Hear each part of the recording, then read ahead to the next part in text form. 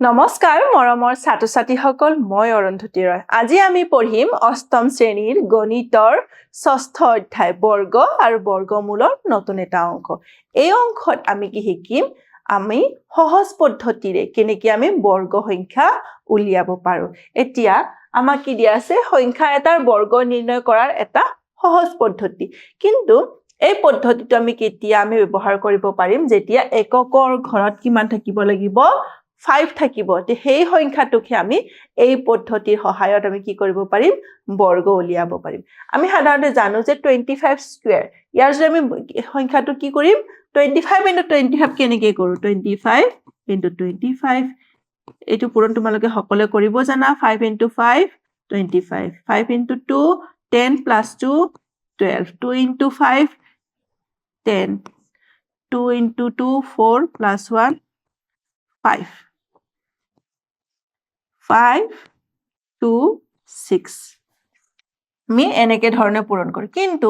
এই ধৰণে পূৰণ কৰি আমি বৰ্গ উলিয়ালে আমাৰ কি হয় অকমান সময় বেছিকে লাগে আমি যদি এই পদ্ধতিত আমি পূৰণ কৰো তেতিয়া হলে কি হ'ব অতি কম সহজতে আৰু কম সময়তে আমি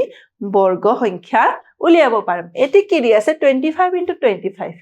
এককৰ ঘৰত কি আছে 5 গতিকে 5 * 5 25 আমি লিখিলো নেক্সট দহকৰ ঘৰত আমাৰ কি আছে 2 ইয়াতো আছে 2 তো 2 * 2 আমি কি কৰিম 2 +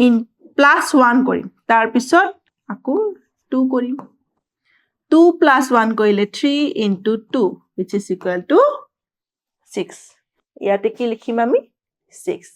নেক্সট আৰু এটা দিয়া আছে 65 স্কয়াৰ ইয়াতো কি কৰিম এককৰ ঘৰত কি আছে 5 * 5 কি হল 25 লিখিলো নেক্সট কি আছে 6 তো 6 ৰ লগত কি কৰিম প্ৰথমতে 1 এটা প্লাস কৰিম তাৰ পিছত আৰু এটা 6 পূৰণ কৰিম কিমান হ'ব 6 + 1 7 * 6 which is equal to 42 তো 42 টো ইয়াতে লিখিলো ইয়া 65 স্কয়াৰৰ মান কিমান হল তেতিয়া হলে 4225 এতিয়া আমি নেক্সট শিকিম পাইথাগোৰীয় ত্ৰিতয় তোমালোকে ক্লাস 7ত পাই আহিছা যে পাইথাগোৰাছৰ থিওৰেম ন কি যেতিয়া পাইথাগোৰাছৰ থিওৰেম আমি কেতিয়া ব্যৱহাৰ কৰো যেতিয়া আমাৰ ত্ৰিভুজটো এটা সমকোণী ত্ৰিভুজ হয় আৰু পাইথাগোৰাছৰ থিওৰেমটো কি আছিল এটা সমকোণী ত্ৰিভুজৰ অতিভুজ বা কৰ্ণৰ বৰ্গ কাৰ সমান বাকি দুটা থকা বাহুৰ বৰ্গৰ সমষ্টিৰ সমান মানে ইয়াতে আমাৰ এইটো যেটো ত্ৰিভুজ দিছে ইয়াতে কৰ্ণ বা অতিভুজ কি আছে c গতিকে কি হ'ব c স্কয়াৰ ইকুৱেল টু কি হ'ব বাকি দুটা বাহুৰ বৰ্গৰ যোগফল বাকি দুটা বাহু কি আছে a আৰু b তাৰ মানে বৰ্গৰ যোগফল মানে a স্কয়াৰ + b স্কয়াৰ এটো হল এতিয়া নেক্সট আমি কি শিকিছো যে পাইথাগোৰৰ ত্ৰিতয় কাক বুলি কোৱা হয় পাইথাগোৰৰ ত্ৰিতয় বুলি হলে এই ধৰিলো ইয়াতে কি সংখ্যা দিয়া আছে 3 4 5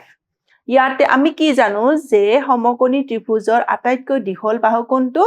অতিভুজ গতিকে আমি কি কৰিম যেটো সৰু সংখ্যা আছে সেই সৰু সংখ্যা দুটা যেতিয়া বৰ্গ কৰি যোগফল উলিয়াম তাৰ মান আৰু এই ডাঙৰ সংখ্যাৰ বৰ্গৰ মান যদি একে হয় তেতিয়া হলে আমি কি ক'ব পাৰো আমাৰ সেই তিনিটা সংখ্যা কি হ'ব পাইথাগোৰীয় ত্ৰিতয় বুলি আমি ক'ব পাৰো এতিয়া চাও আহাচোন এই সংখ্যা দুটা যে পাইথাগোৰীয় ত্ৰিতয় বুলি কৈছে কেনেকেনো পাইথাগোৰীয় ত্ৰিতয় হল সৰু সংখ্যা কি আছে 3 আৰু 4 গতিকে 3 স্কয়াৰ +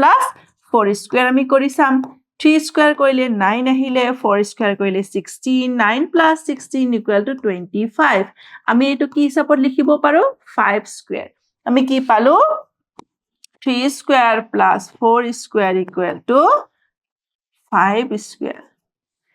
গতিকে 3 4 5 কি হল পাইথাগোৰীয় ত্ৰিতয় এতিয়া আমাক এটা উদাহৰণ দিয়া আছে ইয়াতে কি দিছে 6 8 আৰু 10 পাইথাগোৰীয় ত্ৰিতয় হয়নে এটা চাও হাচোন ইয়াতে সৰু সংখ্যা কোন কেটা আছে তিনটাৰ ভিতৰত কোন দুটা সৰু 6 আৰু 8 এতিয়া আমি ইয়াৰে বৰ্গ কৰিম 6 স্কয়াৰৰ বৰ্গ আৰু 8 স্কয়াৰৰ বৰ্গ এটা বৰ্গৰ কি কৰিম আমি যোগ কৰিম এতিয়া 6 স্কয়াৰ কৰিলে কিমান আহিব 36 প্লাস 8 স্কয়াৰ কৰিলে 64 36 প্লাস 64 কৰিলে আহিলে আমাৰ 100 100 টোক আমি কি হিচাপত লিখিব পাৰো 10 স্কয়াৰ গতিকে কি পালো আমি 6 square plus 8 square equal to 10 square মানে আমাৰ এই দুটা সংখ্যাৰ বৰ্গৰ যোগফল কি হল আন এটা সংখ্যাৰ বৰ্গৰ সমান গতিকে আমি কি ক'ব পাৰো 6 8 আৰু 10 কি হয় এই সংখ্যা তিনিটা পাইথাগোৰীয় ত্ৰিতয় গতিকে 6 8 আৰু 10 কি হয় পাইথাগোৰীয় ত্ৰিতয়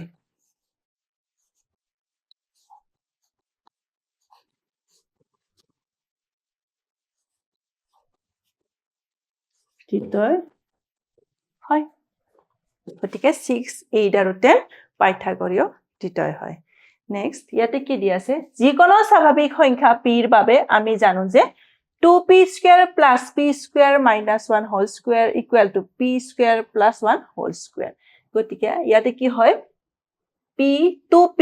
আৰু p square minus 1 এই সংখ্যা দুটাক যেতিয়া আমি বৰ্গ কৰি যোগ কৰিলো আমি কি পালো তৃতীয় সংখ্যা মানে p square minus 1 p square plus 1 ৰ বৰ্গৰ সমান পালো গতিকে 2p p square minus 1 আৰু p square plus 1 একেটা কি হয় পাইথাগোৰীয় ত্ৰিতয় গঠন কৰে নেক্সট যদিও কিছুমান পাইথাগোৰীয় ত্ৰিতয়ৰ বাবে এই অভেদটো সত্য নহয় উদাহৰণ স্বৰূপে 5 12 আৰু 13 এই ত্ৰিতয়টোৱে অভেদটো সিদ্ধ নকৰে মন কৰিবা যে p ৰ মান যিয়ে নিদিয়া 2p p square minus 1 আৰু p square plus 1 ৰ ভিতৰত 2p আটাইতকৈ সৰু আৰু p square plus 1 আটাইতকৈ ডাঙৰ অৰ্থাৎ 2p less than p square minus 1 less than p square plus 1 এতিয়া তোমালোকক কেইটামান প্ৰশ্ন হদু আহাচোন 45 ৰ বৰ্গ উলিওৱা 45 ৰ বৰ্গ উলিয়া এটো আমি সহজ পদ্ধতিৰে কৰিব পাৰো নে ইয়াতে কি হ'ব আমি লিখি ললো তাৰ পিছত কি হ'ব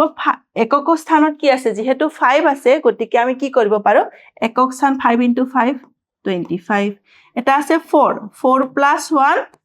into 4 কিমান হ'ব 5 into 4 কৰিলে 20 আমাৰ আনসাৰটো কি ওলাল 2025 which is option ক 2025 next 15 20 25 পাইথাগোৰীয় ত্ৰিতয় হয় নে নহয় আমি কি কৈছে তিনিটা সংখ্যা দিছে আমাক সুধিছে যে এই তিনিটা সংখ্যা পাইথাগোৰীয় ত্ৰিতয় হয় নে নহয় চাও হাসুন পাইথাগোৰীয় ত্ৰিতয় হ'বলৈ কি হ'ব লাগিব যেটো সৰু সংখ্যা সেই সৰু সংখ্যা দুটা কি কৰিম বৰ্গ কৰি যোগ কৰিম এতিয়া 15 স্কয়াৰ প্লাস 20 স্কয়াৰ 15 স্কয়াৰ কৰিলে আহিব 225 প্লাস 20 স্কয়াৰ কৰিলে 400 এটো আহিলে 625 625 হক আমি কি কৰিব পাৰো 25 স্কয়াৰ গতিকে 15 square plus 20 square equal to 25 square গতিকে আমাৰ কি হয় 15 20 25 পাইথাগোৰীয় ত্ৰিতয় হয় আজিৰ অংকত আমি এইখিনি আলোচনা কৰিলো পৰৱৰ্তী অংকত আমি অনুশীলনী 6.2 থকা প্ৰশ্নবোৰ আলোচনা কৰিম ধন্যবাদ